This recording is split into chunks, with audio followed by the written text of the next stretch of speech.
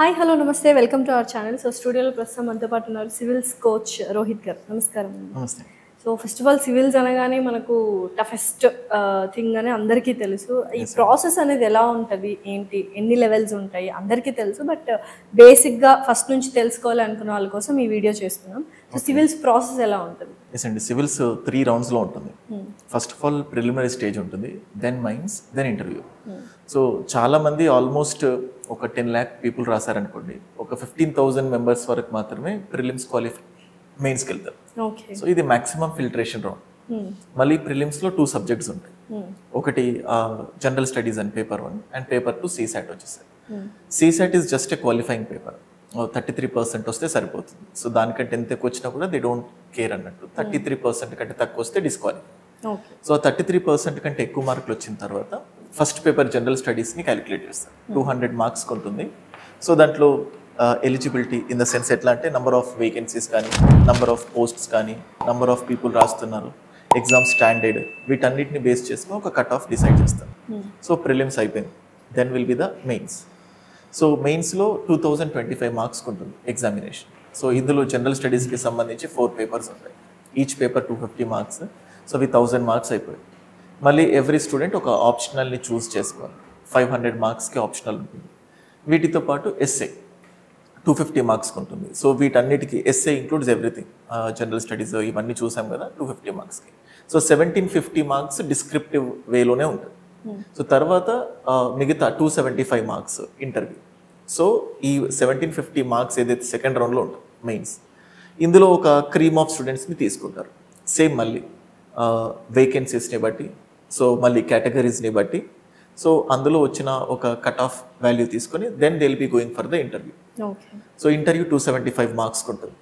So ఈ mains, interview ఈ రెండింటిని క్యాలిక్యులేట్ చేసుకొని ఒక ఫైనల్ కట్ ఆఫ్ ఇస్తారు. సో జనరల్గా బయట చాలామంది ఇంటర్వ్యూకి వెళ్ళిన తర్వాత కూడా సెలెక్ట్ కాలేదు అంటుంటారు. అంటే ఇంటర్వ్యూ మాత్రమే కాదు, మెయిన్స్ ఇంటర్వ్యూ రెండింటిని కలిపేస్తారు. కాబట్టి అక్కడ తక్కువ వచ్చి ఇక్కడ ఎక్కువ వచ్చినా, ఇక్కడ ఎక్కువ వచ్చి అక్కడ తక్కువ వచ్చినా కూడా దే విల్ బి ఎలిమినేటింగ్ అన్నమాట. సో ఫైనల్గా ఇంటర్వ్యూ ఈ రెండు కలిపిన తర్వాత they will be giving the result. So ఇది ప్రిలిమ్స్, మెయిన్స్ అండ్ ఇంటర్వ్యూ. అయితే ఈ 3 లేయర్స్ పాస్ అవ్వాలి అంటే కన్సిస్టెంట్గా ఉండాలి. చాలా వరకు స్టూడెంట్స్ ఆ కన్సిస్టెన్సీని ఎలా డెవలప్ చేసుకోవాలి? ఫస్ట్ అటెంప్ట్ చదివే వాళ్ళ గురించి మాట్లాడదాం. కన్సిస్టెన్సీ ఇన్ ద సెన్స్ ఏంటంటే, అగైన్ ఇది ఓన్లీ మైండ్లో అండి, మైండ్ సెట్.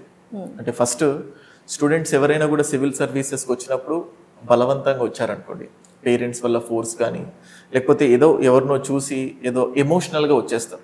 ఇంట్లో ఏదో అవమానాలు జరిగినప్పుడు, సొసైటీలో అవమానాలు జరిగినప్పుడు నన్ను నేను ప్రూవ్ చేసుకోవాలి. సో ఎంత బలం అంటే ఎంత వైల్డ్ ఫైర్ లాగా వస్తారు.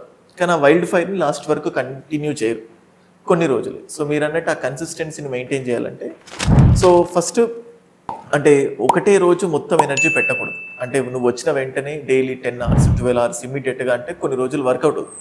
లాంగ్ టర్మ్లో you'll be getting lot of distractions. అంటే ఫస్ట్ మెల్లిమెల్లిగా స్టార్ట్ చేయడం. ఒక 2 hours స్టార్ట్ చేస్తాం, ఫస్ట్ కొంచెం ఇబ్బంది ఉంటుంది. తర్వాత 3 hours, తర్వాత 4 hours, మెల్లిమెల్లిగా ఎక్స్పాండ్ చేస్తూ నీకు ఎంతవరకు పాసిబిలిటీ ఉంటుంది. ఒక 10 hours just stick for that. ఆ 10 hoursని రెగ్యులర్గా అంటే లైక్ ఒకరోజు 2 hours, ఒకరోజు 5 hours, ఇంకో రోజు 10 hours, మళ్ళీ 3 hours, ఇలా అప్స్ అండ్ డౌన్స్ చేస్తుంటే వీల్ డోంట్ హ్యావ్ ప్రాపర్ ముందుకు వెళ్ళలేము కూడా, ప్లాన్ చేయలేము. అంటే కన్సిస్టెన్సీ ఎంత ఇంపార్టెంట్ అంటే, ఫర్ సపోజ్ మీకు ఒక మంత్ శాలరీలో 50,000 వచ్చింది, ఇంకో మంత్ 20,000, ఇంకో month 30,000. We cannot plan for any our future growth. Same civil services ప్రిపరేషన్లో కూడా కన్సిస్టెన్సీ మ్యాటర్స్ ఎలా, ఒకసారి వెనకాల, ఒకసారి తక్కువ, ఒకసారి ఎక్కువ, ఒకసారి తక్కువ, అసలు ఏం చదవాలి, ఎంతసేపు చదవాలి, నా స్పీడ్ ఎలా ఉంది, ఇవేవి తెలియదు. సో ఆర్టిఫిషియల్గానైనా న్యాచురల్గానైనా రోజు అంటే నువ్వు నిజంగా సివిల్స్కి ప్రిపేర్ అవ్వాలి అనుకుంటే ఒక పర్టికులర్ టైంని ఎఫెక్టివ్గా కూర్చోబెట్టాల్సిందే. నువ్వు ఇష్టంతో వచ్చావు కాబట్టి ఆబ్వియస్గా నువ్వు కంటిన్యూ చేస్తావు. నీకు రావట్లేదు అనుకుంటే నీకు ఇష్టం లేదు అని, లేకపోతే ఎక్స్టర్నల్ ఫ్యాక్టర్స్ ఇంకేదైనా ఇంటర్ఫియర్ అవుతున్నట్టు, పెళ్ళు లేకపోతే ఫ్రెండ్స్కి సంబంధించి వెళ్ళడము, దాన్ని నువ్వు కట్ ఆఫ్ చేసుకోవాలి. సో అలా చేసుకున్నప్పుడే కన్సిస్టెన్సీ అనేది వస్తుంది, లేకపోతే ఇంపాసిబుల్. సో అకాడమిక్స్లో యావరేజ్ స్టూడెంట్ సివిల్స్ ప్రిపేర్ అయితే క్రాక్ చేయగలరా? Very average student? ఎస్ అండి. అంటే సివిల్స్ ప్రిపరేషన్కి మనకు జస్ట్ డిగ్రీ పాస్ అవుతే సరిపోతుంది. ఇంకొకటి ఏంటంటే అకాడమిక్స్లో ఫస్ట్ నుంచి వాళ్ళకున్న మెచ్యూరిటీ అంతగా ఉండదు. అంటే జస్ట్ చిల్ అవుట్ అయిపోయి అలా వెళ్తూ ఉంటారు. చాలా మందికి ఆ ఫైనల్ ఇయర్ స్టేజ్లో ఇంతకుముందు చెప్పినట్టు చాలా వైల్డ్ ఫైర్, అంటే చాలా మెస్మరైజ్ అవుతారు, మోటివేట్ అవుతారు. I want to prove my self. ఇవన్నీ ఫస్ట్ ఇయర్ నుంచి ఉండవు ఎప్పుడైనా కూడా. సో కొంతమందికి ఏంటంటే ఒక 10 సబ్జెక్ట్స్ పోతాయి, ఫెయిల్ అవుతారు. అప్పుడు చుట్టూన్న వాళ్ళందరూ ఏదో హ్యూమిలియేట్ చేస్తూ ఉంటారు. ఆ టైంలో నుంచి పుట్టుకొచ్చిన ఆలోచన కూడా ఉంటుంది సివిల్స్. ఇన్ని సబ్జెక్టులు ఫెయిల్ అయ్యాను కదా, నేను ఈ సొసైటీకి ప్రూవ్ చేసుకోవాలి. అలాంటి నేను ఒక ఐఏఎస్ ఆఫీసర్ అవుతే, ఒక సివిల్ సర్వెంట్ అవుతే నేను అంత ఈజీ కాదు అని ప్రూవ్ చేయాలనుకుంటాను. సో ఆ ఫైర్ ద్వారా వస్తుంది ఇదంతా. సో ఈ ఫైర్ని సేమ్ నువ్వు కంటిన్యూ చేస్తున్నావా లేవా, దట్ డిపెండ్స్. చాలా మంది ఉన్నారండి యావరేజ్ స్టూడెంట్స్, క్వాలిఫై అయిన వాళ్ళు, ఇంటర్వ్యూ దాకా వెళ్ళిన వాళ్ళు, బట్ డిగ్రీలో చేసినట్టు యావరేజ్గా చేస్తే కుదరదు. యావరేజ్ స్టూడెంట్గా కూడా సెలెక్ట్ కావాలంటే తన యావరేజ్ ఎఫర్ట్స్ పెడితే ఇంపాసిబుల్. ఒక హైయెస్ట్ ఎఫర్ట్స్ పెట్టాలి, అప్పుడు ఛాన్సెస్ ఉంటాయి. Same average student same average efforts పెడితే యావరేజ్ గానే మిగిలిపోతారు. They won't be in the civil service. So IIT crack చేయాలని చెప్పి చాలా మంది 6th క్లాస్ నుంచే ఫౌండేషన్ అని చెప్తుంటారు, ఐఐటి ఫౌండేషన్. అలాగే సివిల్స్ కూడా ఏమైనా ఈ కైండ్ ఆఫ్ ఏజ్ నుంచి, ఈ క్లాస్ నుంచి స్టార్ట్ చేస్తే బెటర్ రిజల్ట్స్ ఉంటాయి అనేది ఏమైనా ఉందా? అంటే ఉంటుందా ఉండదంటే, కానీ మార్కెట్ అయితే ఉందండి. రీసెంట్ గా కూడా ఒకటి చూసాను, 6th క్లాస్ పిల్లలకి అనుకుంటా, you want your child to become an IAS officer, join hour institute అని కొన్ని చూసాను.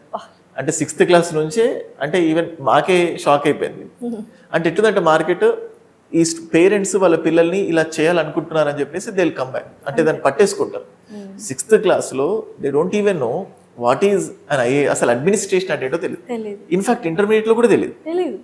కానీ ఇంకా వాళ్ళ రిక్వైర్మెంట్స్ ని బట్టి మార్కెట్స్ వచ్చేస్తున్నాయి. Inter plus degree plus IAS అని ఒక కోర్సు ఉంది, డిగ్రీ ప్లస్ ఐఏఎస్ ఉన్నాయి, ప్లస్ డైరెక్ట్ ఐఏఎస్ ఉంది. సో ఇది డిపెండ్స్ అని, అంటే మార్కెట్లో అయితే ఉన్నాయి. పేరెంట్స్ కూడా ఇప్పటి నుంచే ఫస్ట్ నుంచి ప్రిపేర్ అవుతే లాస్ట్కి వస్తాయి అనే ఫీలింగ్స్లో ఉన్నారు. సో ఈ ఇంటిగ్రేటెడ్ ఐఏఎస్ కోర్స్ ఏదైతే ఉందో ఇంటర్ నుంచో 10th నుంచో, ఇస్ ఇట్ వర్త్ ఇట్? అంటే 100% చెప్పడానికి లేదు. ఆ డిగ్రీ ప్లస్ ఐఏఎస్ చేసిన వాళ్ళు కూడా డిగ్రీ అయిపోయిన తర్వాత మళ్ళీ కోచింగ్కి వెళ్తున్నారు. అంటే మళ్ళీ, అంటే నువ్వు 5 years చేసిందే degree plus IAS, again you'll be going for IAS long term లాగా మళ్ళీ. అంటే ఇంకా ఎందుకు, నువ్వు చదివింది సేమ్. ఇప్పుడు మనం ఇంజనీరింగ్ చేస్తూ ఉంటాం, ఒక మంచి జాబ్ కోసం చూస్తుంటాం. నువ్వు ఇంజనీరింగ్ చేసిన తర్వాత మళ్ళీ ఇంకొక కోర్స్ తీసుకుంటావు.